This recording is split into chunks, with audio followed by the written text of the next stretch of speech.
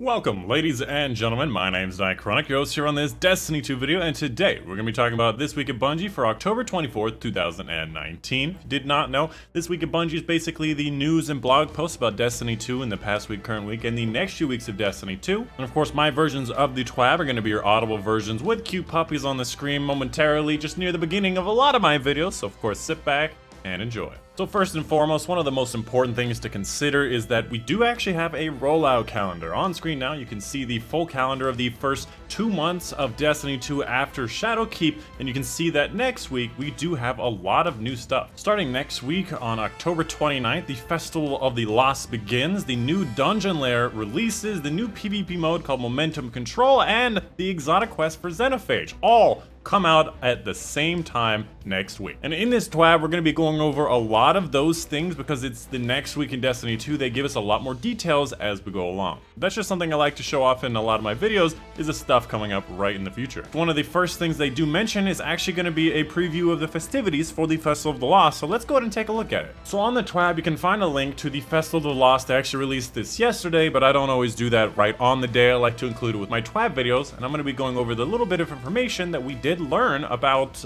the upcoming Halloween event. For the most part, things are going to be very similar to the way they've been done before, with some minor changes. Obviously, Eva Levante is going to be returning back to the tower. She's going to be your vendor. There's going to be some spooky themes throughout the tower and perhaps other destinations. And along the way, you can earn special stuff like new masks that are part of the new Halloween event, from Callus to Vex to Eris to the Drifter. We've got a lot of different options this year. And the most important thing you need to know to be able to actually start this Festival of the Lost is if you are a new player to New Light, you have to first get to 770 power, which is something that's not very difficult to do. And if you are a veteran player that had the game before New Light, you'll just be given access, and the minimum requirement for the main Haunted Forest activity is going to be 770. So it's not going to be a big power requirement. And of course, along the way, during the Halloween event, you're going to be earning these masks through the new currency system, the new candies and strange coin, whatever's that they have. We'll go over that in a little bit, as well as the fact you'll be able to earn this new weapon. Apparently, it's a Winter Wolf reskin, where they call it the Braytech Werewolf Legendary Auto Rifle, and it'll be guaranteed a fully matched-to-work 950 power weapon, as well as its own random rolls that are being entered into the mystery grab bags after you get the original. So if you're looking to get your power up and you're a bit late to the game, or you just don't have 950 power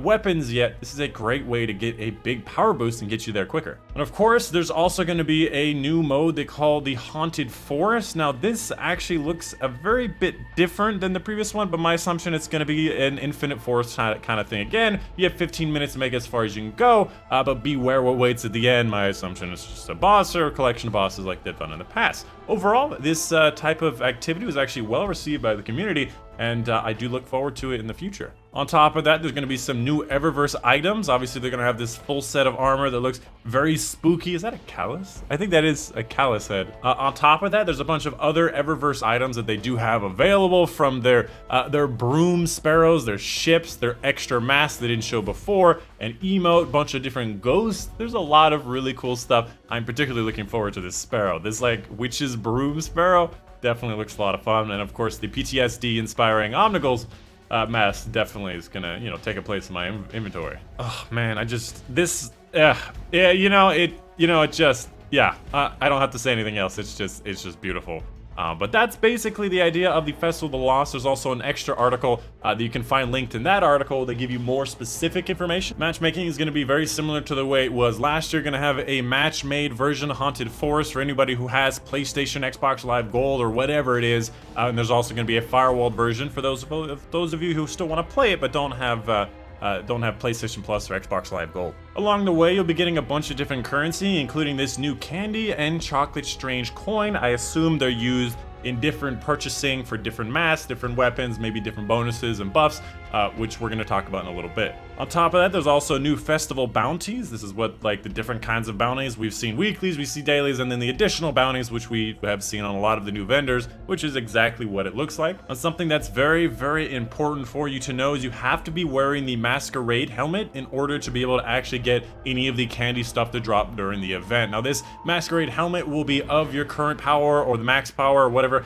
power you need it to be during the event, and then it will go back down to being worthless after that point, and on that particular helmet, the Masquerade helmet, it will have a bunch of different ornaments, which is what all the masks are. They're ornaments for that Masquerade mask, so you can just switch them out very easily, very quickly. You don't have to have a whole inventory full of masks. And as I said before, there's a fully masterwork version of the Braytech Werewolf, but there's also random rolls that come out of the mystery grab bags. I assume these mystery grab bags is what you need to use candy currency on to be able to get these random rolls, random sets of like legendary gear or blue gear or enhancement cores. That's usually what they have every year. On top of that, there's a set of different buffs that you can get for your mask. This is pretty similar to the last year, getting certain damage bonuses or resistances to certain things, increasing chances of heavy ammo drop on kills, basically event buffs that will apply to your Masquerade mask. On top of that, there'll be a bunch of new Festival of the Lost triumphs, which you can actually find in the seasonal events section. There's gonna be a 10 new Festival of the Lost Triumph. And that's pretty much it for the Festival of the Lost. Let's go ahead and move on to the rest of this week at Bungie. First section here gives a bit of a shout out to the new exotic weapon that released last Tuesday, the new Leviathan's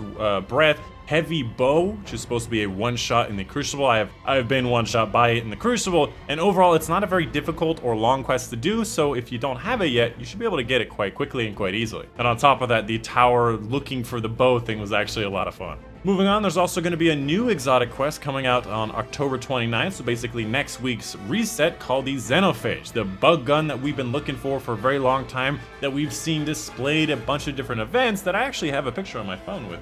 I can't remember where I put that, but it's going to be a new special railgun-like weapon that I actually did get to try out at PAX West this year, so it's something I'm looking forward to. Moving on, let's talk about the new PvP mode that they call Momentum. Now, I'm not going to go into every little bit in detail, but this is going to be coming out next week on October 29th. And the idea of this is it's all about momentum. Ironically, that's what it's called, where you don't have any ability regeneration, you have seriously amped up weapon damage, and it's all about getting in there, getting your kills so you can get your ability regeneration, you can get your supers back faster, there's no radar, you get more damage with your heavy weapons, your supers have a lot more resistance kind of thing, so it's all about getting kills, being extremely aggressive, and just going very quickly. A lot of their developers have actually likened it to the SWAT game mode from Halo, where it's all about just getting those nice shots, being very quick about it. This is something that I've looked forward to for a very long time. In Halo, they had a lot of weird and different game modes,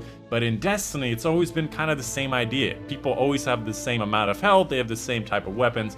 Not really much has changed outside of that, and this is something I'm looking forward to. And Momentum will be featured in the rotating 66 playlist during the Festival of the Lost. Next up, there's an entire section on triumphs. In my understanding of everything that's going on here, not a lot of what they're saying is really that important, and a lot of it's very confusing, so I'm gonna try to pick out the stuff that I think is important, but for the most part, I'm going to be skipping big swaths of this section. That being said, I love triumphs. I love going for some triumph score, some achievement score, some trophies, whatever it is. I love going for these things, have a kind of checklist of things to do and complete in the game. And let me tell you, a lot of games, I'm a little bit embarrassed by how much I played them.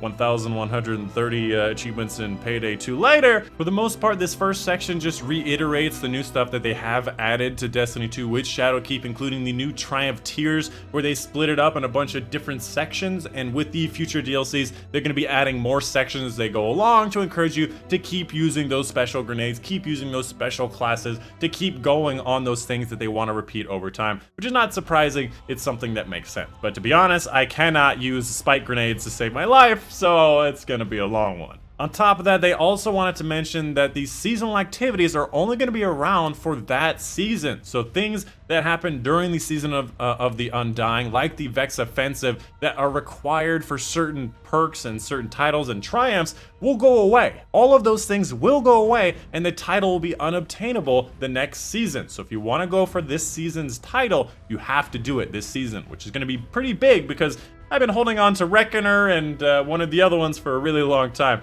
It's gonna have to encourage me to actually work hard now rather than later. There's also this section here where they mention some stuff about the zero score triumphs, and I honestly, it's a little too confusing. I read it like 50 times. I still don't get what they're trying to get at, whether they want more zero score triumphs or they want less zero score triumphs, or they just want to mention there are Somebody's gonna have to tell me what this section says, because I'm not really understanding it, but for the most part, it shouldn't really affect it much. Next section, they talk about a new UI change that they want to introduce to the game soon, where they basically give you more options to change subtitles. You want it bigger, smaller, you want them different colors, different backdrops. Apparently, you'll have that option. Personally, this is like one of those things that I feel like nobody asked to have. It's not something that I really found was very important, and I'm not really sure why they're doing it. You know, I'd rather have some other things instead, like being able to pop a boon before the game starts. Next up is going to be the section on Fashion Week. On the last TWAB, they basically asked us, the Guardians, to send in their best looking Guardians. And they're, ooh, I didn't know they had a little foot thing over here. Oh, this is a hunter. What is this little foot thing? What are these pants? Oh, this is the new pants. Anyways, I haven't got this new pants for the hunter, okay? Sue me. They asked you to send in a bunch of your coolest looking Guardians in the best kind of styles. I knew there was going to be a Festival of the Lost version here of the last season mask or whatever. And they picked their best, and each one of these players, that's a nice thorn. Each one of these players is going to be receiving that special emblem that we saw last week. I'm a little disappointed that I wasn't selected. I actually submitted some pretty good looking OG armor sets that I've had for a really long time. They wanted Fashion Week to basically be, hey, make your stuff look pretty.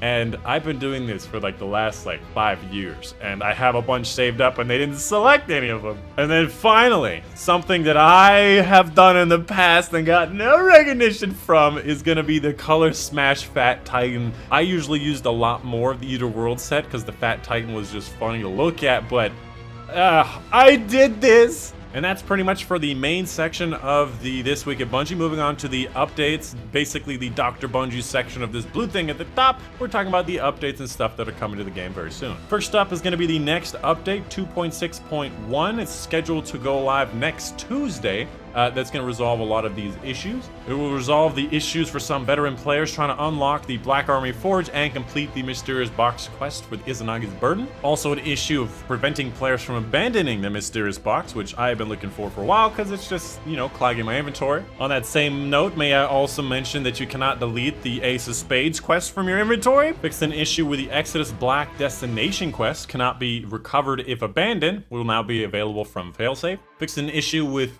Silimar's Design Triumph. This triumph will retroactively unlock, and I think this is the Iron Banner one. Fix an issue where the Eris Morn and Lectern of Enchantment daily bounties would rotate weekly instead of daily. Fix an issue with increased load time while previewing gear when traveling between destinations. I can't wait for that part. On top of the fact, they would like to remind you that they already fixed some issues with the crashes in Gofanon Forge with hotfix 2.6.0.4, so if you haven't done Black Armory very much since then, go try it again. It should be available once next Tuesday hits around. This next section goes over a bit of a Festival of the Lost stuff. Since we already did this, I'm just going to skip that section entirely, leading up to the Movie of the Week with a new Movie of the Week emblem instead of being something looking like this, with some new Movie of the Week contenders and winners, apparently New Guns, Garden of Salvation final boss, and then finally somebody who made, I have to show this to you, somebody who made a Memento Mori that turns on and also smokes. Can you believe? That's really cool. I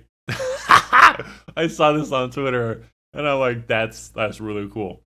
I don't know how you made smoke come out of it, and it's reusable, but that's really cool. And the very last thing I want to say before I finish the video is that I actually have a giveaway going on that will be ending at the end of October for an Astro 840 headset, loom microphone product, and two $20 gift codes to Control Freak's website. So head in the description down below. It's very simple stuff. Follow the Twitter, stuff like that. That's going to be pretty much it for the end of the TWAB. Let me know if you have any questions in the comments down below, but that's pretty much it. My name's been Dychronic, and I will see you guys on the next one.